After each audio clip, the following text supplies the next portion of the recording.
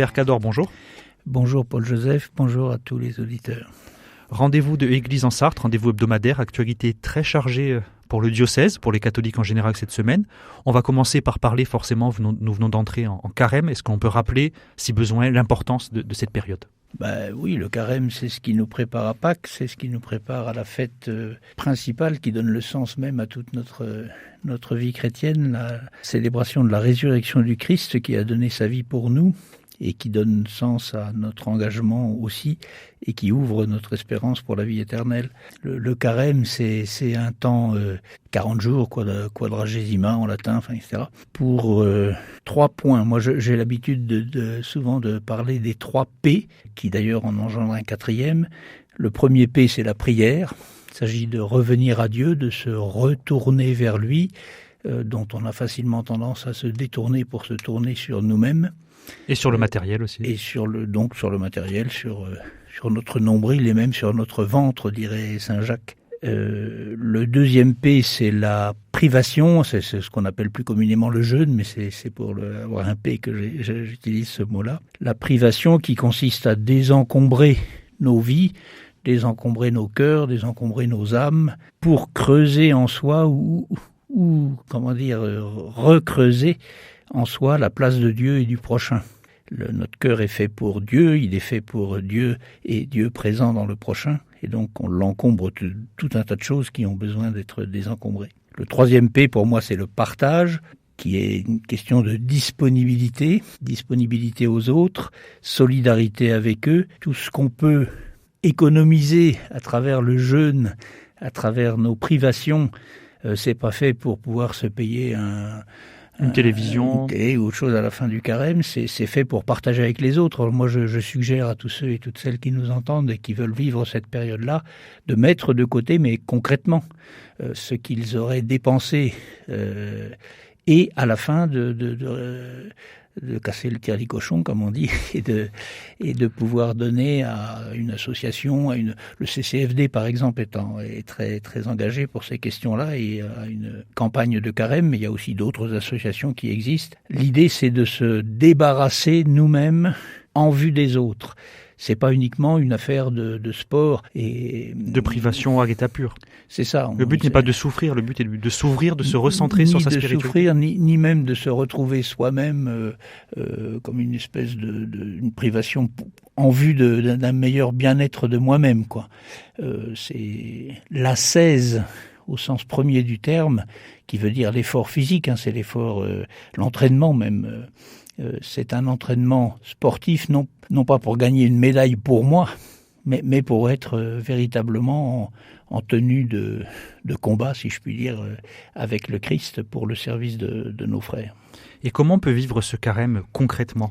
C'est un peu ce que je disais tout à l'heure, prendre du temps pour la prière. Alors c'est difficile, Madeleine Delbrel le dit bien, dans nos vies trépidantes, il faut savoir creuser des temps de forage dont l'intensité va pouvoir remplacer la durée parfois.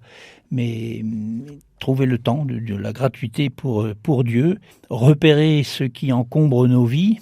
Alors ça peut être le matériel, ça peut être le spirituel, ça peut être toutes sortes de choses. Là, c'est à chacun de chercher lui-même. Et puis ensuite, se rendre disponible. Alors ça peut être disponible à une association, ça peut être disponible à sa communauté chrétienne, ça peut être disponible à son conjoint, à ses enfants, à ses collaborateurs de travail. Enfin, c'est donc une ouverture aux autres, un décentrement de nous-mêmes pour l'ouverture aux autres. J'aime bien cette phrase dans la lettre aux Corinthiens, c'est maintenant le moment favorable, c'est maintenant le jour du salut, donc allons-y, yallah, comme disait sœur Emmanuel. Donc cette entrée en carême est aussi marquée par l'appel décisif des catéchumènes qui seront baptisés à Pâques. Est-ce que vous les avez rencontrés, les catéchumènes sartois? Qui sont-ils? Alors je les ai déjà rencontrés une première fois et puis je vais les rencontrer samedi prochain pour ce qu'on appelle l'appel décisif. Et au milieu de l'actualité un peu difficile que nous vivons actuellement, samedi matin j'ai passé une bonne partie de la matinée à lire les courriers qu'ils m'ont écrits pour demander justement à être officiellement appelé comme au baptême. Et vraiment ça m'a fait un bien fou. une trentaine de personnes. Adultes? Alors ça va de 17 à 72 ans. On peut dire adultes, oui. Très adultes donc, pour certains. Adultes, mais alors avec une diversité d'origine. On a 8 pays différents. On a des gens de toutes sortes de professions. On a un cuisinier dans l'armée, on a un éleveur de porc, on a un avocat, une auxiliaire de vie, contrôleur de gestion, personnel d'hôpital ou aide à la personne, un compagnon du devoir aussi. Enfin, vraiment toutes sortes de personnes avec une origine, comme je disais, très diverse. Beaucoup sont de familles athées ou agnostiques. Ou simplement uniquement culturellement chrétienne, mais n'ayant reçu aucune éducation ni catéchèse. Donc les motivations peuvent être... L'appel a été ressenti différemment pour ces personnes? Tout à fait différent. Certaines même viennent de l'islam, alors soit d'un islam pratiquant, enfin et même militant, j'allais dire, au sens positif du terme, ou de culture musulmane. Donc une très très grande diversité. Et ce qui me frappe, c'est que ces personnes-là, un jour, ont rencontré le Christ. Alors, soit personnellement, enfin dans un temps de prière, un temps de méditation, choses comme ça, soit à travers des personnes, soit à travers des groupes. Ils ont découvert le message de l'Évangile et ça les a réjouis, enfin ça les a mis en route. Alors certains, par exemple, ça peut être à l'occasion du baptême de leur enfant, dans des jeunes enfants qui demandent le baptême et qui font bouger un peu leurs parents. D'autres, ça peut être aussi à l'occasion d'une demande pour être parrain ou marraine. Se dire, mais moi, si j'accepte ça, il faut que je me mette au clair sur ces questions-là, puis à cette occasion découvrir. Ça peut être un deuil, un certain nombre aussi, la perte d'un parent, enfin d'un grand-parent par exemple, qu'ils aimaient beaucoup et dont ils découvrent que le fait qu'il était sympa, s'enracinait dans le fait d'être chrétien et ça leur donne envie de poursuivre ce chemin, poursuivre ce chemin-là. Et donc ça, c'est tout à fait impressionnant et ça fait plaisir dans un contexte dans lequel on est où effectivement c'est un peu maussade quoi, de voir des gens qui sont heureux, mais franchement heureux de pouvoir marcher avec le Christ et envisager la vie à la lumière de l'Évangile avec la communauté chrétienne. Leur démarche s'inscrit sur du temps long. Là, l'appel décisif, ça précède leur baptême. Alors l'appel décisif, oui, qui sera suivi pour la plupart, par quelques petites exceptions pour des questions pratiques, le baptême aura lieu dans la nuit de Pâques pour signifier ce lien à la mort et à la résurrection du Christ, donc dans leur paroisse. Et puis ensuite, la confirmation aura lieu à la Pentecôte. Baptême, Eucharistie, confirmation, l'ensemble des sacrements de l'initiation chrétienne. Et ces catéchumènes sont entrés dans cette démarche depuis à peu près combien de temps en général ?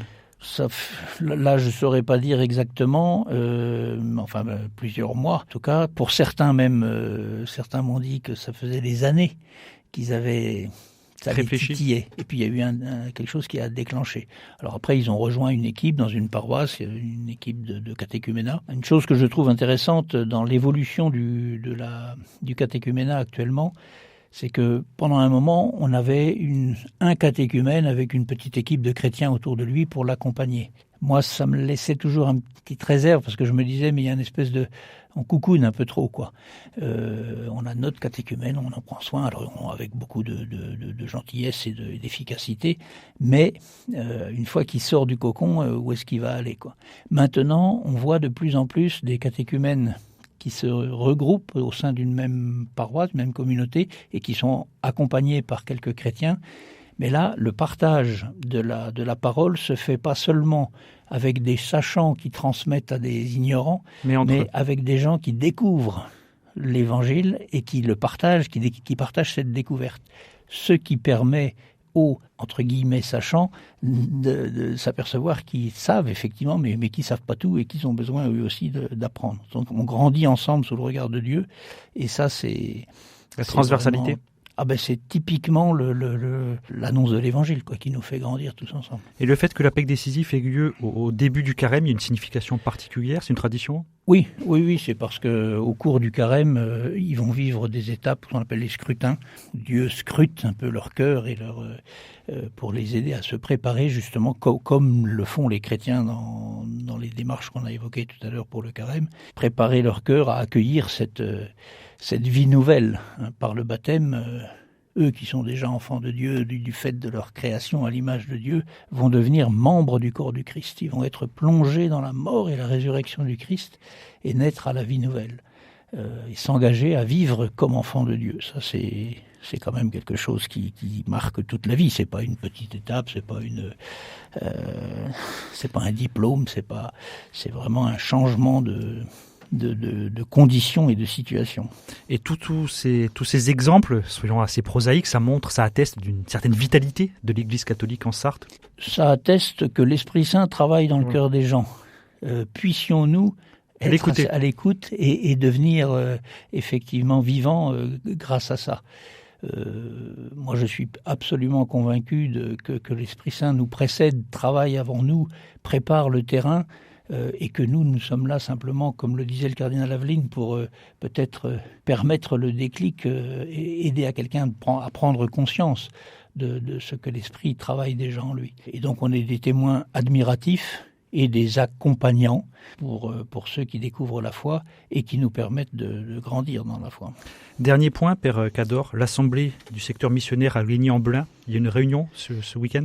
Oui, alors comme vous le savez, depuis déjà un petit moment, depuis juin dernier, les secteurs missionnaires se mettent en place dans tout le diocèse, les 9 secteurs missionnaires.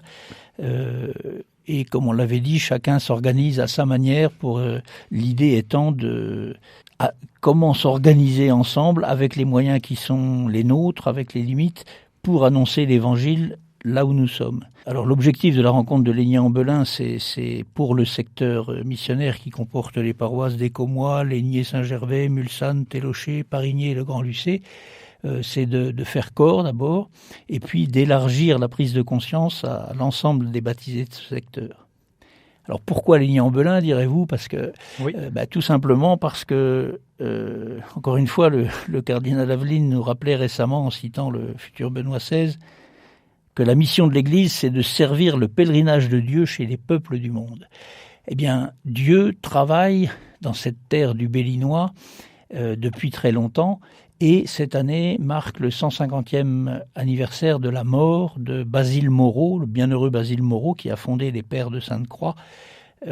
Qui était natif de ce Bélinois. Il était natif de Ligny-en-Belin. De Ligny-en-Belin, il a été baptisé à Ligny-en-Belin. Et donc on va célébrer avec les prêtres qui sont chargés de ce secteur missionnaire et qui sont presque tous des Pères de Sainte-Croix, originaires d'Haïti. Eh bien, comme le retour, en quelque sorte, la réponse des fruits qu'a engendré l'engagement du Père Basile Moreau, avec le Père Hubert de Richemont aussi, qui est avec eux. On va célébrer là où Dieu a véritablement marqué son alliance et son chemin au milieu des hommes, eh bien une nouvelle étape. Qu'est-ce que Dieu va nous dire à partir de cet héritage ? Donc, regardez l'avenir, essayer d'imaginer ensemble l'avenir, non pas pour répéter ce qui s'est fait dans le passé, mais pour s'enraciner et être fidèle à ceux qui, à leur époque, ont su inventer une manière d'annoncer l'Évangile et qui peuvent nous inspirer sans doute pour aujourd'hui. Merci Père Cador. Merci à vous et puis bon carême à tous et à chacun. Continuons à prier pour que Dieu envoie un nouvel évêque dans notre diocèse.